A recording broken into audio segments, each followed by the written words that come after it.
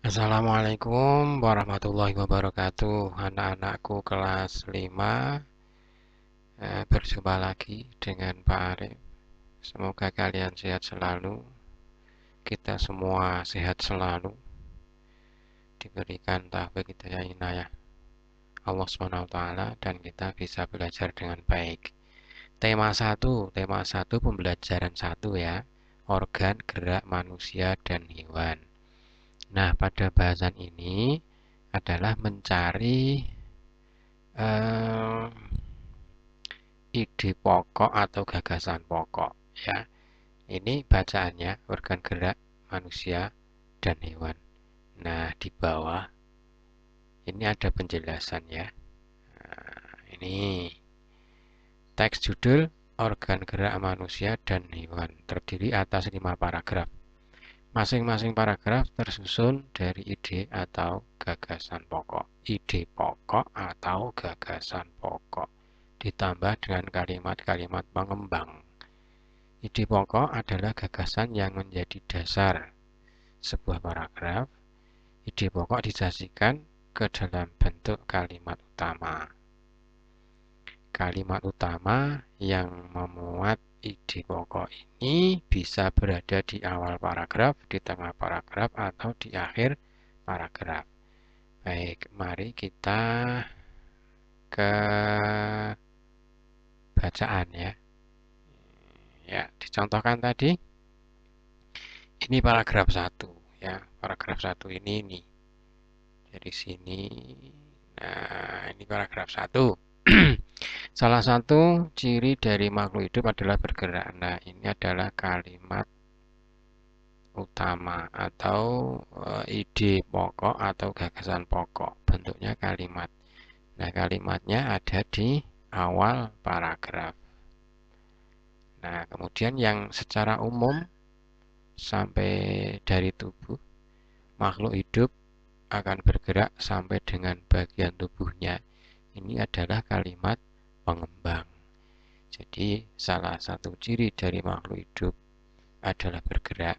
Kalimat ini adalah ide pokok atau gagasan pokok ya, berada di awal paragraf.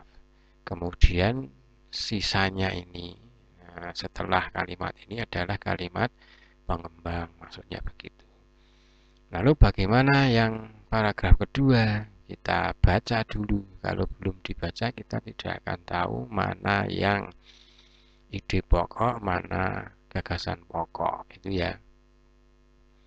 Ini gerak pada manusia dan hewan menggunakan organ gerak yang tersusun dalam sistem gerak.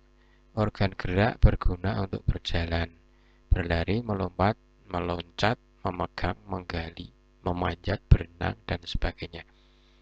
Nah, ini kalau sudah kita baca, maka kemudian kita tentukan mana yang pokok. Nah, ternyata kalau kita perhatikan gerak pada manusia dan hewan menggunakan organ gerak yang tersusun dalam sistem gerak. Ini adalah ide atau gagasan pokok. Nah, kemudian selebihnya ini adalah pengembang, kalimat pengembang. Jadi, pokoknya itu kan, ide pokoknya kan menggunakan organ gerak. Nah, organ gerak ini digunakan untuk apa? Nah, ini organ gerak berguna untuk, nah, berarti yang kalimat kedua ini adalah penjelasan dari kalimat pertama. Maka, gerak pada manusia dan hewan menggunakan organ gerak yang tersusun dalam sistem gerak. Ini adalah kalimat atau ide pokok atau gagasan pokok. Begitu. Nah, kita lanjut ke paragraf ketiga. Paragraf ketiga ini, organ gerak pada hewan dan manusia memiliki kesamaan. Alat-alat gerak yang digunakan pada manusia dan hewan ada dua macam, yaitu alat gerak pasif berupa tulang dan alat gerak aktif berupa otot. Kedua alat gerak ini akan bekerja sama dan melakukan pergerakan. Kerjasama antara kedua alat gerak tersebut membentuk suatu sistem yang disebut sistem gerak. Nah, dari bacaan ini, maka ide gagasan atau ide pokok atau gagasan pokoknya ada di kalimat yang pertama, memiliki kesamaan, ya, antara manusia dan hewan itu ada kesamaan. Kesamaannya apa? Ada alat gerak pasif dan ada alat gerak aktif, yaitu tulang dan otot. Maka kalimat yang kedua, ketiga, keempat adalah kalimat pengembang. Sementara ide pokok, gagasan pokoknya adalah ini, organ gerak pada hewan dan manusia memiliki kesamaan. Berarti kalimatnya ada di awal paragraf. Baik, ini paragraf keempat. Tulang disebut alat gerak pasif karena tulang tidak dapat bergerak dengan sendirinya. Tanpa adanya alat gerak aktif yang mempengaruhi tulang, maka tulang-tulang pada manusia dan hewan akan diam dan tidak dapat membentuk alat gerak yang sesungguhnya. Walaupun merupakan alat gerak pasif, akan tetapi tulang mempunyai peranan yang besar dalam sistem gerak manusia dan hewan. Ini mana kalimat atau ide pokok, ide gagasan pokoknya, yaitu tulang disebut alat gerak pasif karena tulang tidak dapat bergerak dengan sendirinya. Ini ya, berarti ada di awal paragraf. Nah, kemudian kalimat kedua ini dan kalimat ketiga adalah kalimat pengembang. Otot disebut, nah ini paragraf kelima ya, masih ada ini. Enggak, ya, hanya ada dua kalimat untuk paragraf kelima. Otot disebut alat gerak aktif karena otot memiliki suatu senyawa kimia yang membuatnya ya, dapat bergerak. Pada saat otot yang menempel pada tulang bergerak, otot tersebut akan membuat tulang bergerak. Nah, kalimat atau ide pokok atau gagasan pokoknya adalah kalimat yang pertama, berarti ada di awal paragraf. Nah, kemudian yang ini berdasarkan informasi di atas, temukan ide pokok pada kalimat pengembang dari masing-masing paragraf. Sudah ya, yang 2, 3, 4, 5 tadi sudah Pak Guru jelaskan. Nah, sekarang kembangkan ide pokok berikut menjadi sebuah paragraf. Nah, ini tugasnya terbalik. Kebalikannya, bukan terbalik. Kebalikannya dari yang tadi. Kalau yang tadi mencari gagasan pokok, sekarang sudah ada gagasan pokoknya. Tinggal kalian meneruskan atau melanjutkan dengan atau mengembangkan dengan kalimat pengembang. Organ gerak terdiri atas dua macam. Nah, terus apa keterangannya atau penjelasannya atau pengembangannya? Organ gerak manusia dan hewan terdiri atas dua macam, yaitu organ gerak aktif dan organ gerak pasif, gitu ya. Kalau kita nyontoh di sini tadi, ya mana tadi? Nah ini.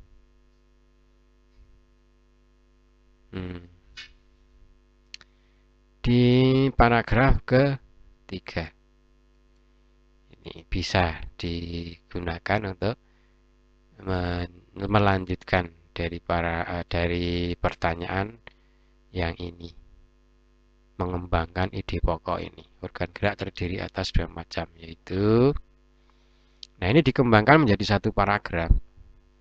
Satu paragraf itu setidak-tidaknya dua kalimat, ya. Nah, kalau dua kalimat berarti ada ide-ide atau gagasan pokok dan pengembang. Bisa ini satu kalimat boleh. Organ gerak banyak sekali fungsinya. Nah, terus di sini ada kalimat pengembang. Binatang yang melompat menggunakan organ gerak. Nah, maka organ gerak berfungsi untuk melompat, gitu ya. Bisa. Yang ini bisa diambil dari bacaan di atas, ada juga. Tanpa organ gerak manusia tidak dapat bergerak. Ya. Nah, di sini ditambahi kalimat pengembang. Itu ya, pengembang. Dikembangkan, ini dikembangkan ditambahi penjelasan, istilahnya begitu. Nah, sekarang kamu latihan saja itu. Terus yang ini pengertian ide pokok bacaan. Ide pokok bacaan itu atau gagasan pokok bacaan tadi apa? Di atas sudah dijelaskan. Fungsi ide pokok bacaan itu untuk apa? Ya, nah, tadi sudah ada itu. Untuk apa? Untuk mengembangkan fungsi ide, untuk mengembangkan paragraf atau mengembangkan bacaannya. Cara menentukan ide pokok bacaan. Caranya bagaimana tadi? Membaca dulu dengan seksama. Kemudian kita cari yang menjelaskan yang mana, yang dijelaskan yang mana. Nah, yang menjelaskan berarti yang kalimat pengembang. Yang dijelaskan berarti kalimat atau ide pokok atau ide gagasan. Kita lihat ya cara menentukan ide pokok atau ini ya. Salah satu ciri makhluk hidup adalah bergerak. Secara umum, gerak dapat diartikan berpindah tempat atau perubahan posisi. Jadi, kalimat atau ide pokok ini diperjelas oleh kalimat mengembang. Jadi, kalau menentukan ide pokok harus diketahui ciri-cirinya, mana yang dijelaskan, mana yang menjelaskan. Nah, di sini jelas secara umum gerak dapat diartikan berpindah. Maksudnya apa ini? Gerak itu kan menjelaskan ini ya. Nah, yang dijelaskan adalah ini, berarti kalimat utamanya ini. Ide pokok atau gagasan pokoknya adalah kalimat ini. Kita lihat di sini. Nah, ini adalah bergerak. Bergerak itu apa toh? Dapat diartikan berpindah. Ini kan menjelaskan. Berarti yang dijelaskan ini kalimat pertama, terus kalimat kedua dan ketiga menjelaskan kalimat pertama. Maka ide pokoknya adalah kalimat pertama di awal paragraf. Kemudian yang lain adalah kalimat pengembang. Gitu saja ya, sudah paham ya tentang ide pokok untuk pembelajaran 1 ya. Pembelajaran 1 ini ya. Ya, itu saja dulu. Besok kita lanjutkan lagi ke pembelajaran 2 ya. Ini pembelajaran 1 tentang ide pokok atau gagasan pokok ya. Nah, ini pembelajaran 2 besok kita lanjutkan. Dari Pak Arif ini saja dulu penjelasannya tentang ya, ide pokok atau gagasan pokok. Mudah-mudahan dapat dimengerti. Cukup sekian. Semoga sukses selalu untuk kalian semua. Assalamualaikum warahmatullahi wabarakatuh.